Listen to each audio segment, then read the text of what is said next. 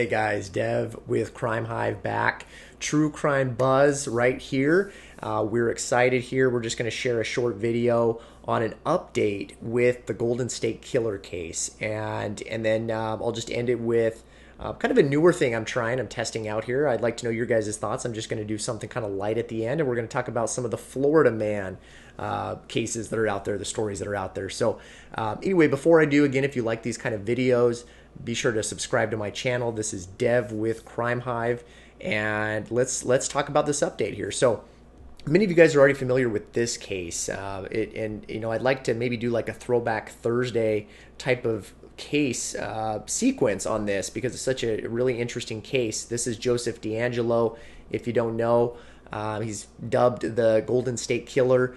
Really, he was active in the 70s and 80s, and he was a serial killer where he raped over 13 women and may have murdered over 13 people and may have raped over 50 people. So really disturbing, and he was a former police officer as well. So pretty crazy. This is an image of sketches that victims had done with somebody that illustrates those drawings, an artist, a sketch artist, and this is what they believed he looked like at the time. And so he's captured, he's in jail. The big update though is it looks like he is going to plead guilty. He is going to admit to these crimes in front of a judge, and he's most likely going to get life in prison instead of the death penalty. So what do you guys think about that? What are your guys' thoughts on that? And how familiar are you guys with this case? Would you guys like me to do more videos on this particular case?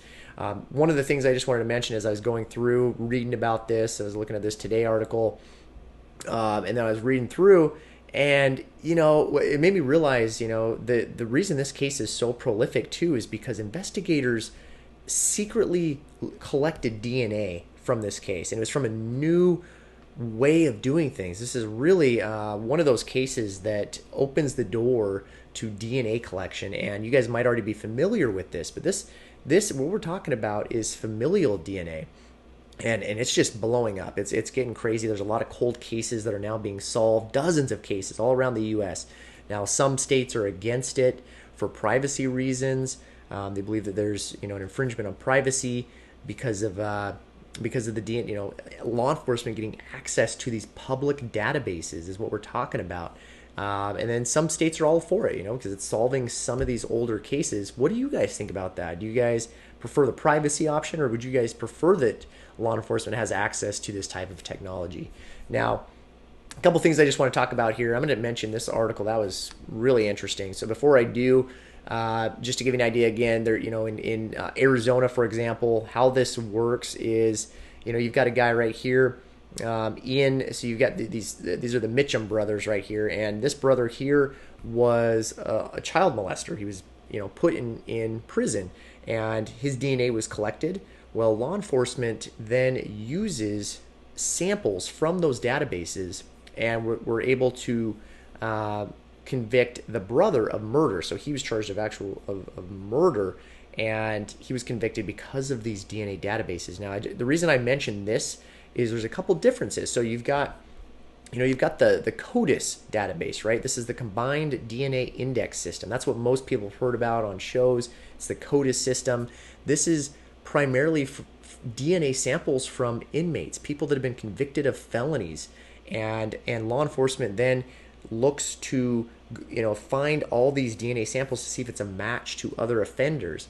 Now, the step further is the familial DNA. So what's going on now is you have law enforcement, right, that they're getting access to sites, and I'll mention it right here. It talks about it right here.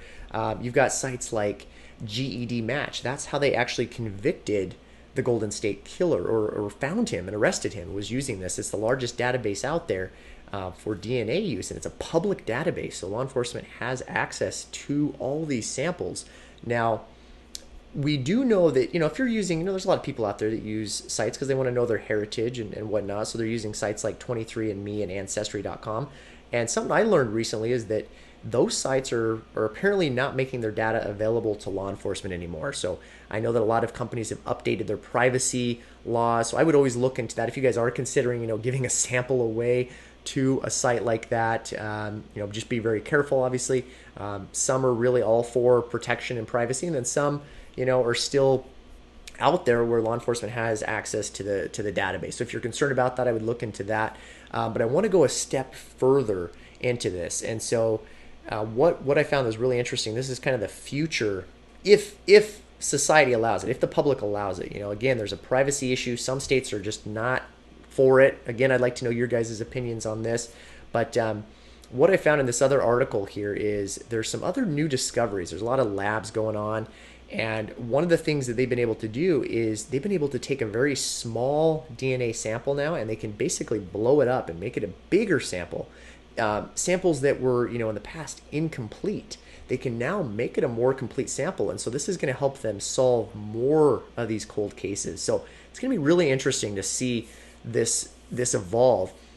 So I thought that was really interesting. Then the other thing I wanted to mention about this as well is they're also now able to span a much bigger area. So they can basically now they can cover the entire population from a relatively small base of samples. So they're going to be able to use smaller databases, and they're going to be able to pinpoint these people much quicker than they already have. Because typically what happens is these, the law enforcement is putting out, they're looking through these databases to try to find kind of a DNA match. They're finding sample matches, and if there's enough of them that are similar to other family members, then they can start to pinpoint the suspect from these other family members, siblings, mother, other relatives through these sites. So just wondering what your guys' thoughts are. Do you guys find this kind of information really interesting? And then what are your guys' thoughts on the Golden State case? Again, he's going to be looking at life in prison now, it looks like, instead of prosecutors going for the death penalty. So last thing I want to mention then here before the end of this video, again, just wanted to kind of lighten it up here. By the way, this is just the AFIS system, if you guys are not familiar with that. The automated fingerprint identification system. You guys have probably heard the term AFIS. That's the fingerprint system that, again, more of a criminal database where law enforcement will look through a criminal database of felons that have been convicted of crimes or been arrested for crimes, and they can start to find matches in the system.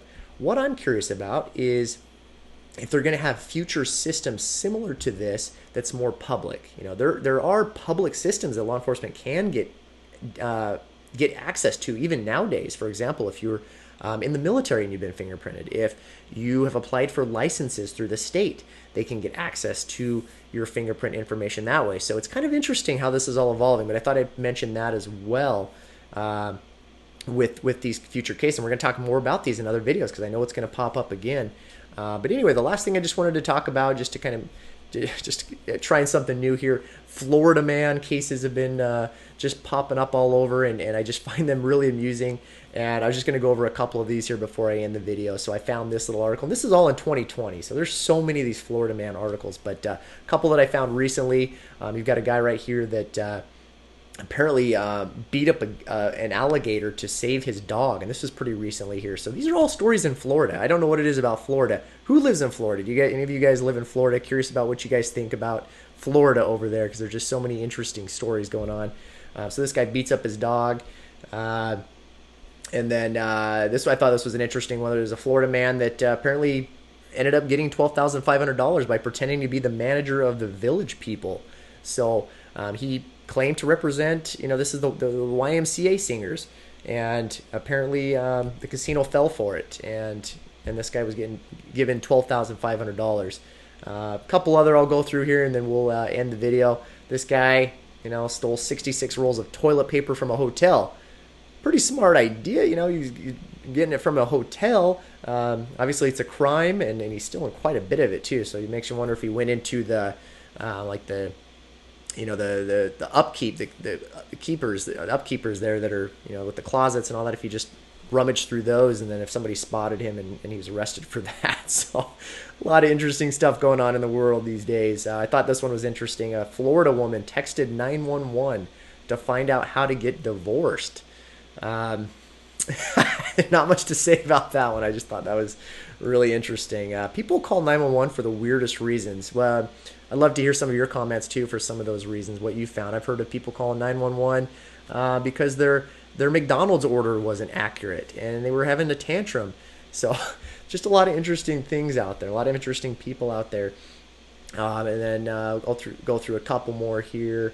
This guy was on Facebook Live apparently, and law enforcement was able to find him because he was live, and they were able to arrest him because he had an arrest warrant out. So that was interesting. Technology and always being used against people nowadays. And then this guy apparently lets his 12-year-old drive his Jeep. That's not too amusing. Yeah. And then this dude right here, I guess we'll end with this one. This guy apparently spent 24 hours naked vandalizing a high school. I don't know what kind of time people have on their hands these days. It's pretty crazy. But so those are just a couple interesting stories that I found. I'll probably do some more of this. You guys like these kind of segments as well, not just the true crime stories that I'm doing. Let me know your guys' thoughts. Again, this is Dev with Crime Hive. I'll be back with another video soon. Just wanted to give you a quick update and some information on the Golden State Killer case. You guys take care.